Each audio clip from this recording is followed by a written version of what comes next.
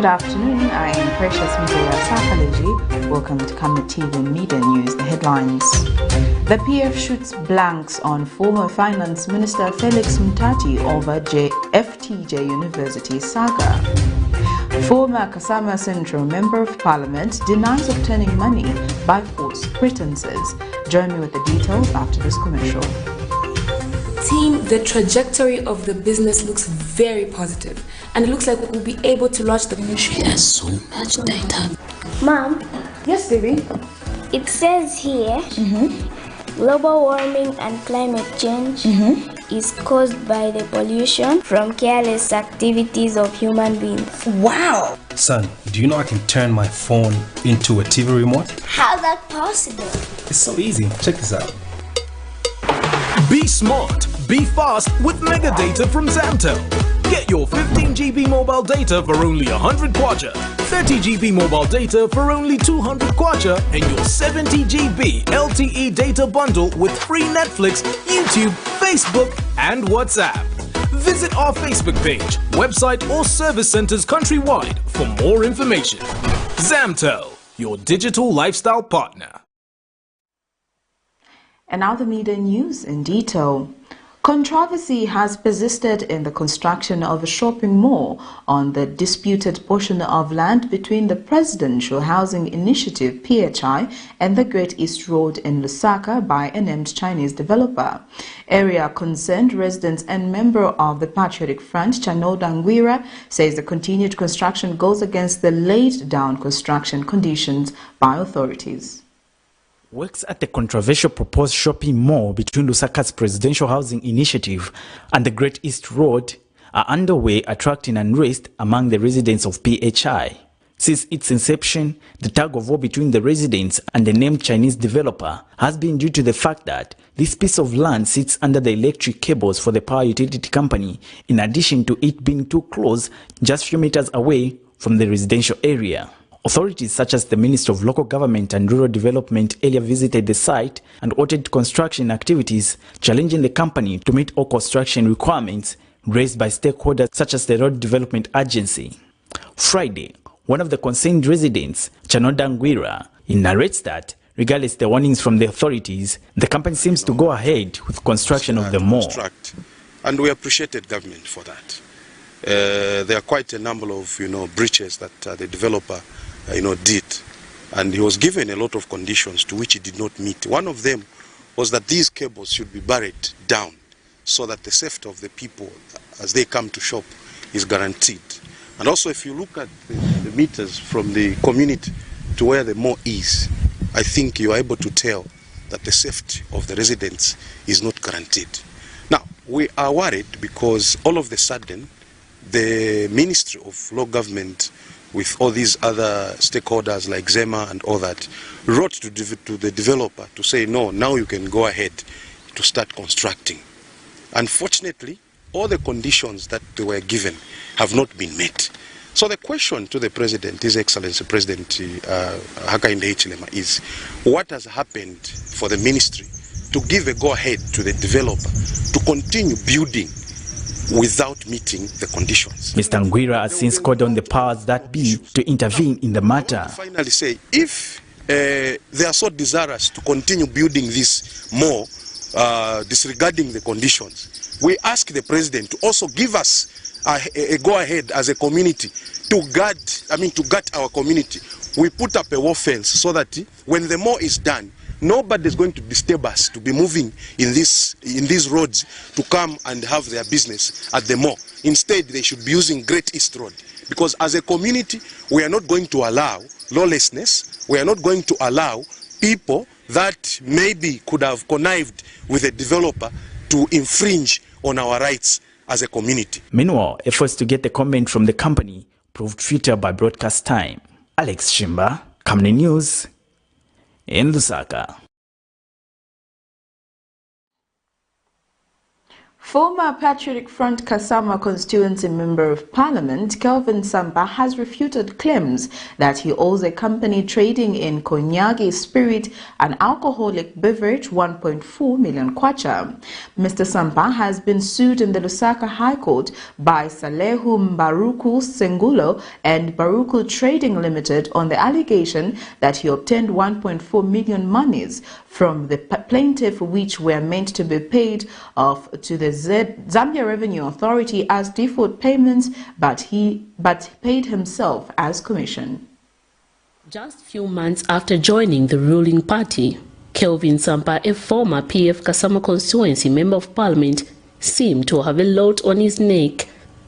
The former lawmaker is currently facing a civil lawsuit before the Lusaka High Court, has denied allegations advanced by a company which supplies cognac spirits that he allegedly paid himself as commission 1.4 million kwacha instead of paying the Zambia Revenue Authority. The lawsuit was commenced last month by Baruku Trading Limited and its managing director, Selei Baruku Senguro, and it is now demanding that Mr. Sampa pays it the said monies. The company seeks that the court orders Mr. Sampa to pay damages for inconvenience, mental anguish and stress caused to them as they had to source the amount payable to ZRA when the said money was misappropriated by Mr. Sampa. However, in his defense, Mr. Sampa states that he confirmed that the track and consignment of Mr. Senguru were impounded by ZRA and that the same were impounded because the plaintiff were unlawfully invited to pay tax on the consignment being imported into Zambia from Tanzania, and the same were to be forfeited to the state.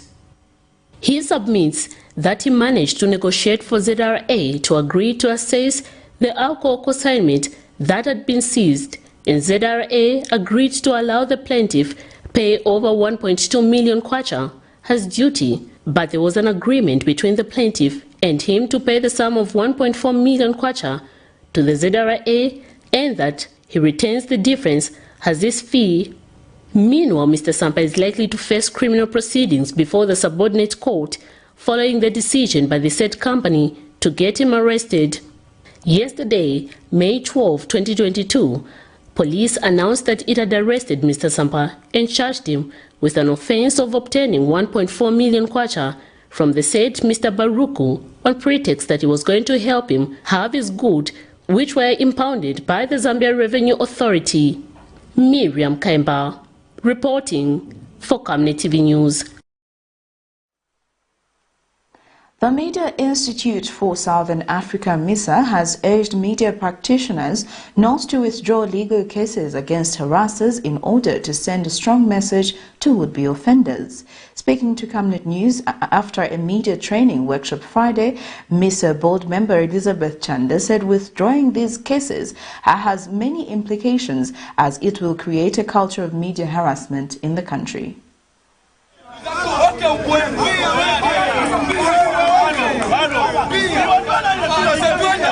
Even in democracies where media freedom is guaranteed, journalists are not guaranteed freedom from harassment at the hands of suspected abrogators of the law, especially when trying to expose wrongdoing. While having the role to inform, the media also has the duty to offer checks and balances to various sectors of society, just like other players in the governance circle. Doing this, however, does not sit well with those on the wrong side of the law who often choose to harass journalists. Are you being violent to me? I go to the police. I'm a journalist. Please, I'm a journalist. You can't stop me from doing my job. While some cases see the inside of a courtroom, many of them are withdrawn for various reasons, among them outside settlement in monetary form by the perpetrators. The Media Institute for Southern Africa, MISA, however, says withdrawing these legal cases leads to a continuation in the culture of media harassment. Speaking to Camnet News after a media training on the same Friday, MISA board member Elizabeth Chanda says this is based on a research conducted by PNP advocates. The reason why you take people to court is because you want redress, okay? And in this case where journalists are harassed, and they take a matter to court and the matter is not is withdrawn, what results from there is that the perpetrators do not learn a lesson, first and foremost. So it will mean that these perpetrators could easily come back and pursue the matter. Secondly, one of the issues that was brought out in the presentation, that it robs the media fraternity from allowing the court to set precedents for some of these media violations, for the quantum of damages that can be awarded to the media in the event of any violation or damage to property and all those things. So it is just important as media that we should be able to exercise our legal rights and protect ourselves and the profession at large. Meanwhile, MISA Director Mr. Austin Kayanda says the media should connect themselves to relevant media bodies, as these will ensure that all legal fees are catered for in case of harassment. We have other legal funds from Chapter 1. We work together. That money came from USAID, but all the money, the SAGA money and the USAID money couldn't sit on one account. So we decided to give it to Chapter 1, and if at all there is need for bigger representation, we can engage our friends who are Chapter 1 and so forth. I hope that we are going to benefit from this and also encourage each other so that our endangered profession is not put to the line. A free press is an essential component in the survival of any country's democracy. Zipporah Mshala, Camnet News, Lusaka.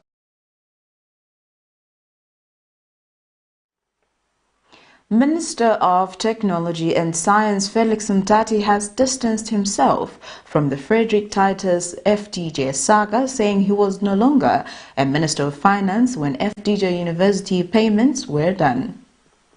Since revelations hit the media on the stalled construction of the Frederick Titus Jacob FDJ University, a number of stakeholders have given their perspective, while most pointing fingers on the previous administration of squandering the alleged $33 million.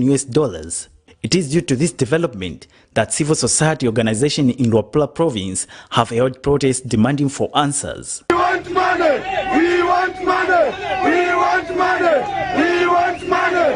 We want money! However, during a press briefing held Thursday in Lusaka, the opposition Patriotic Front have categorically put it on record, washing their hands clean, claiming that instead of pointing fingers at them, the man who has the answers in this FDJ saga is the current Minister of Science and Technology, Mr. FELIX MUTATI, who was the Minister in charge of Finance while the transactions were made. On to other Ministers of Finance. The other two Ministers of Finance are no longer in government.